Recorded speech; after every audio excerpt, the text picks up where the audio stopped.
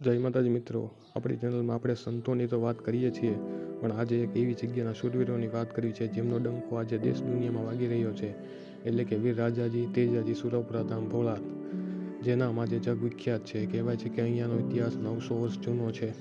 શૂરવીરોનું તો જીવન મરણ હંમેશા શ્રેષ્ઠ જ હોય છે.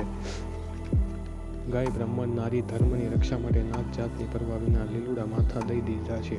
હર હર મહાદેવના નાદ સાથે દુશ્મનો સાથે લડવા ઉતરી પડે છે. આપણે જેમની વાત કરીએ છીએ સુરપુરા ધામ ભોળા, પાલ પંથકમાં પીપળી નજીક આવેલ છે. એમના માતા ગંગાબા, પિતા વિક્રમસિંહ 900 વર્ષ પહેલાં રાજસ્થાનથી નીકળેલા અને ભોળાથી 4-5 કિલોમીટર અંતરે આવેલ ડુંડિયા પાણ પાસે આજે જ્યાં સૂર્યનારાયણનું મંદિર છે, નજીકમાં બંનેની ખાંભી છે. જન્મે ક્ષત્રિય કુળના ચૌહાણ શાખના રાજપૂતો હતા. કહેવાય છે કે એ સમયમાં ચારણની દીકરીનું વેલડું લૂંટાયું અને દીકરીની રક્ષા કાજે વારે આવ્યા.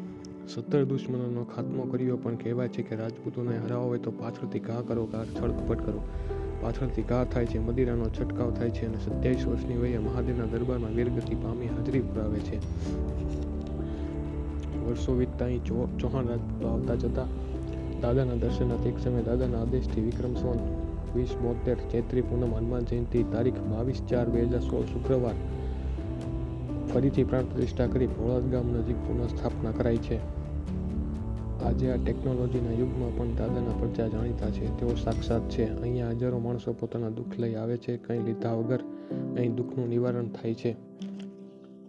આ જગ્યા પીપળી વટામણ હાઈવે નજીક છે. અહીં લોકો સેવા ધર્મ નિભાવી રહ્યા છે. આજના સમયમાં ખૂણે ખૂણે સુરપુરા ધામ ભોળાદની ચર્ચા છે. અહીં વ્યસન મુક્તિનું કામ પણ ચાલુ છે.